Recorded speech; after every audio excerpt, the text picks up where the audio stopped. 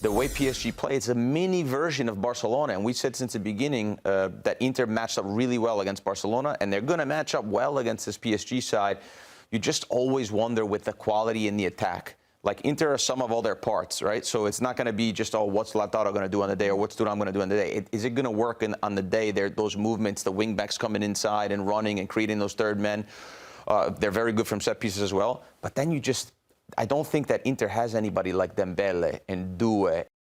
And PSG Inter then in the final. May 31st is when we've got to look forward to the first ever meeting between the two sides. It all comes down to this: the French, the Italians.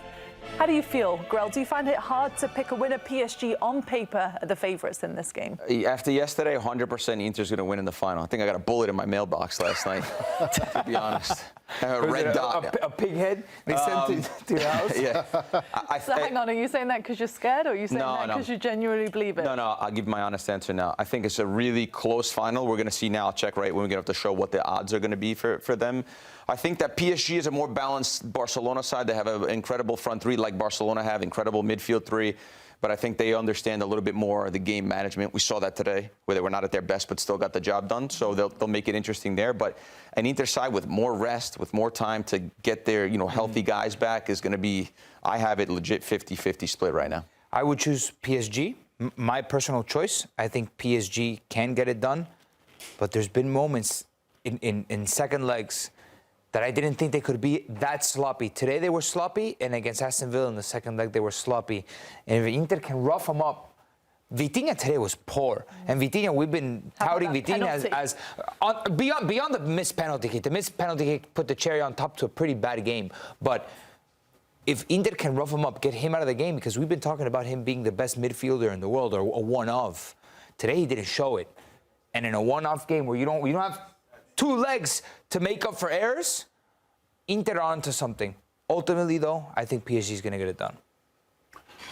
50-50 for me. Oh, come on. Two sitting on the fence over here. It's not sitting on the fence. It's watching what we've seen from both teams. Me too. I chose 51-49 PSG. You'll be naive. If I had to pick someone, my sense is telling me Inter.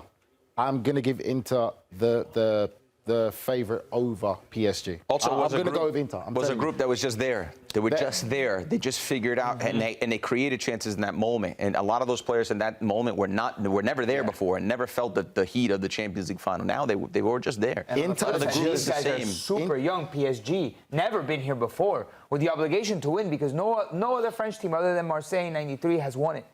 Yeah. And they've kind of been little brother the whole time, but Marseille, we're the big team in France. The thing is, no other French team has won it. Inter built for these type of teams and these type of games. We've seen it before. We saw it with Barcelona. PSG not on the same level as Barcelona when it comes to passing and intricate play in the final third. Inter withstood that. I just feel that they're just, like you said, there's something about this Inter team. There's something about the characters. I know Grella doesn't like the whole basics of football, of running and mentality and all that, which Inter show. I like when a team with 2 minutes left in the game that they go and try to score another goal. There's something special about this Inter side. I would say you just can't write them off. And I feel if I had to pick one or the other, I still would like to stay 50-50, but if I had to pick one, Grell, I'm going to go with Inter. you like that, because if Inter score, you'll be happy to see them sitting on the floor, throwing the ball out, wasting a bit of time. No, but I don't even think necessarily they did that. I read, and I saw a lot of people say, oh, well, Inter, defensively they figured out they conceded 6 goals. So it was not defensively. They found a way to win the game. And I think with Hakimi attacking and the way PSG play, it's a mini version of Barcelona. And we said since the beginning that Inter matched up really well against Barcelona, and they're going to match up well against this PSG side. You just always wonder with the quality in the attack. Like, Inter are some of all their parts, right? So it's not going to be just, oh, what's Lautaro going to do on the day, or what's Thuram going to do on the day. Is it going to work on the day? Those movements, the wing-backs coming inside and running and creating those third men. They're very good from set pieces as well. But then I don't think that Inter has anybody like Dembélé and Doué and Kvaratskhelia. They don't have those guys. So on those guys, like, what are we going to get from those guys in the night? If those guys are on it, then you can't. Then I think it's too much quality on the night. They don't need it, though. They've shown it they don't need it. That's the thing why I don't even worry about that. I understand what you're saying, but they're such a well fine-tuned team in the moments that anyone can step up. I think the link-up play between Martinez and Thuram is something that people don't really pay attention to. When you talk about how interconnected those two players are and how significant they are to when Inter plays. Ball goes forward, big man, little man. Your two outlets are your wing backs in Dumfries and Di Marco, Augusto. High up. That's your outlet. And Right. Paris Saint-Germain are going to take risks with their two fullbacks. So it's going to make an interesting game. But when you talk about defensively solid and comfortable and able to defend and not have possession of the ball and be comfortable in those moments, Inter I favour more so than PSG. You guys talked about experience, that team that got to the Champions League final just a couple seasons ago. It's the same back line, Pavard, Acerbi, Bastoni. It's almost the same front three without Brozovic. You put in Mkhitaryan in the middle. Lautaro Martínez is there again. The fullbacks are there. From the team that played in the Champions League final in 2020 for PSG, one player, bench included, played that final. That was Marquinhos. This is completely new territory for this young PSG side. But they've got nothing to lose. On the other hand, if you want to give an argument to that, when you go into that, there's that fearlessness factor. When you've got such a young team, they've got nothing to lose, just adrenaline, enthusiasm. That's it. Very quickly, who's got more pressure on their shoulders? PSG, who have never won it, or Inter? I would say PSG's got more pressure because this is what they want. It's the same scenario we saw with Man City when the new money come in and Man City wanted the Champions League. PSG have more pressure. How do you see the No, final go on. going, Peter, in Munich?